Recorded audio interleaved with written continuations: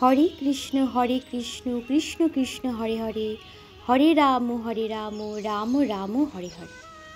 আমলকি একাদশী ব্রতে মাহাত্ম্য কথা। যুধিষ্ঠির বললেন, হে কৃষ্ণ, মহাফলদাতা বিজয়া একাদশীর কথা শুনলাম। এখন ফাল্গুন মাসের শুক্লপক্ষের একাদশী যে নামে বিখ্যাত তা বর্ণনা করুন। শ্রীকৃষ্ণ বললেন, হে মহাভাগ যুধিষ্ঠির, মান্ধাতার প্রশ্নের উত্তরে মহাত্মা বৈশিষ্ট্য এই একাদশীর মহিমা কীর্তন করেছিলেন। আপনার কাছে এখন আমি সেই কথা বলছি। এই একাদশীর নাম আমলকি। বিষ্ণুলোক প্রদানকারী রূপে এই একাদশী বিশেষভাবে মহিমান্বিত। একাদশীর দিন আমলকি বৃক্ষের তলে রাত্রি জাগরণ করলে সহস্র গাবিধানের ফল লাভ হয়। হে পাণ্ডুনন্দন, পূর্বে ব্রহ্মা রাত্রিতে দৈনন্দিন প্রলয় উপস্থিত হলে স্থাবর জঙ্গম সহ দেবতা, অসুর ও রাক্ষস সব কিছু বিনাশ হয়। তখন ভগবান সেই কারণ সমুদ্রে অবস্থান করেন। তার মুখপদ্ম থেকে চন্দ্রবর্ণের এক বিন্দু জল ভূমিতে পড়ে। সেই জলবিন্দু থেকে একটি বিশাল আমলকি বৃক্ষ উৎপন্ন হয়।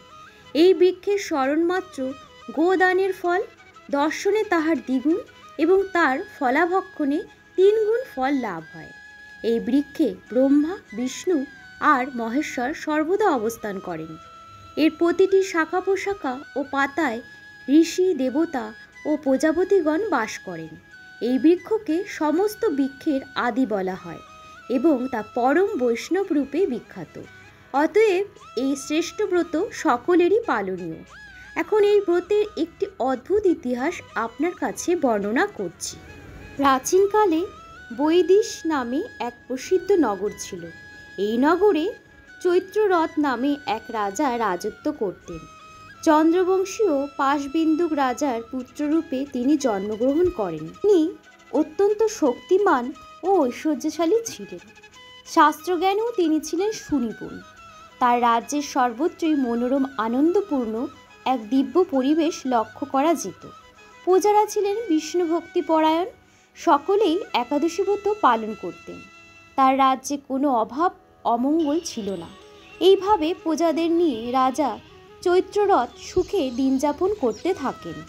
একসময় ফাল্গুনী শুক্লপক্ষের দ্বাদশযুক্ত আমলকি একাদশী তিথি সমাগত হওয়ায় রাজ্যের সকলের এই ব্রত পালনের সংকল্প করলেন।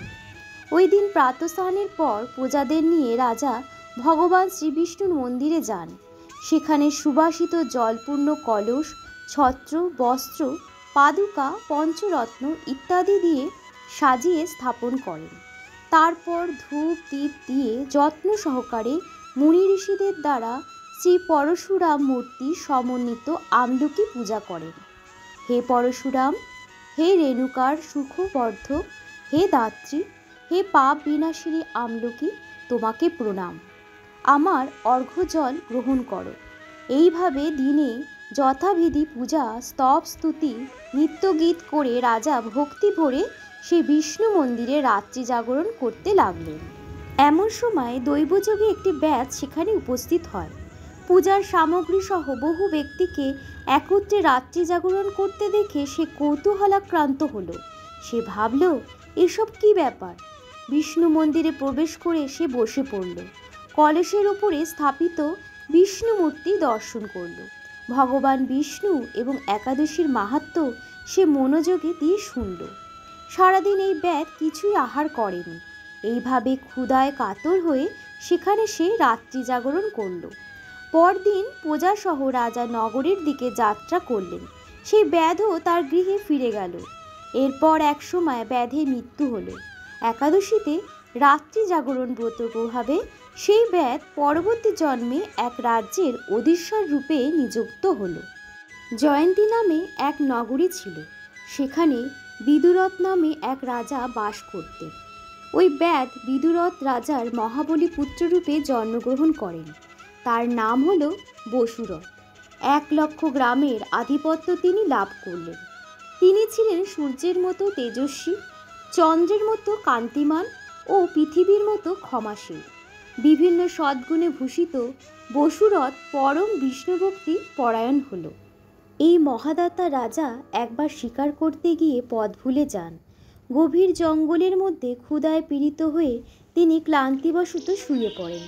এমন সময় কতগুলি পর্বত নিবাসী ম্লেচ্ছ রাজার কাছে এসে নানাভাবে উৎপীড়ন করতে থাকে।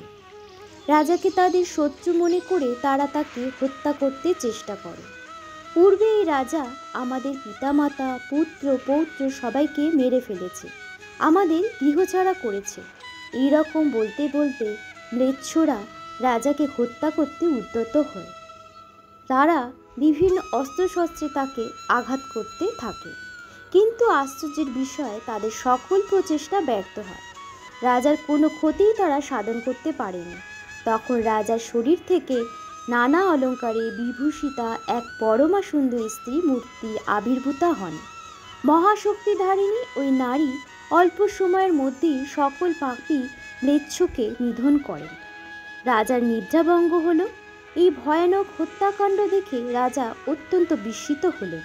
তিনি বলতে লাগলেন, আহা, আমার শত্রুদের হত্যা করে কে আমার প্রাণ রক্ষা করল? এমন কৃপালু কে আছে? আমি তার প্রতি আমার কৃতজ্ঞতা প্রকাশ করছি।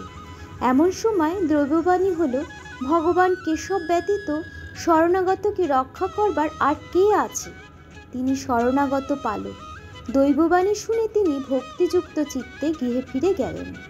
তারপর প্রজাসহ মহাসুখে ইন্দ্রের মতো নিষ্কণ্টক রাজ্য ভোগ করতে লাগলেন। বশিষ্ঠ বললেন, হে রাজন, যে মানুষ এই পরম উত্তম আমলকি একাদশী ব্রত পালন করেন তিনি নিঃসন্দেহে বিষ্ণুলোক প্রাপ্ত হন।